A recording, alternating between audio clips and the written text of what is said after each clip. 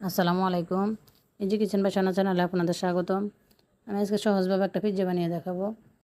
এখানে আমি প্রথমে 3 কাপ আটা, 2 চামচ ইস্ট, 1 চামচ লবণ, 1 টেবিল চামচ চিনি, 1 টেবিল চামচ তেল, 1 চা চামচ ঘি, 2 কাপ দুধ, একটা ডিম সব কিছু ভালোভাবে মিক্স করে নেব। এখানে দুধটা উষ্ণ গরম থাকবে যাতে ইস্টটা অ্যাক্টিভ হতে সহজ হয়। সবগুলো একসাথে হাতে ভালো করে ময়ান করে নেব।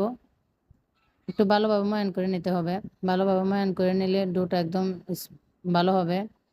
এখন উপর দিয়ে তেল ব্রাশ করে 1 ঘন্টার জন্য রেস্টে রেখে দেব। 1 ঘন্টা পর দেখেন ডোটা কি সুন্দর ফুলে উঠেছে। এখন আমি পিজ্জার জন্য এখান থেকে একটা ডো নিয়ে নেব। একটা ডো নিয়ে পিজ্জার মতো শেপ করে দেব। গোলাকার করে শেপ করে একটা কাঁটা চামচ দিয়ে সিদ্ধ করে নিতে হবে, নয়তো পিজ্জাটা মাঝখান দিয়ে ফুলে উঠলে সুন্দর হবে না। সব কাঁটা চামচ দিয়ে ভালো করে সিদ্ধ করে নেওয়ার পর এখন আমি পিজ্জা সস দিয়ে দেব। পিজ্জা সস দেওয়া হয়ে গেলে উপরে দিয়ে কিছু অরিগ্যানো ছিটিয়ে দেব। তার উপরে এখন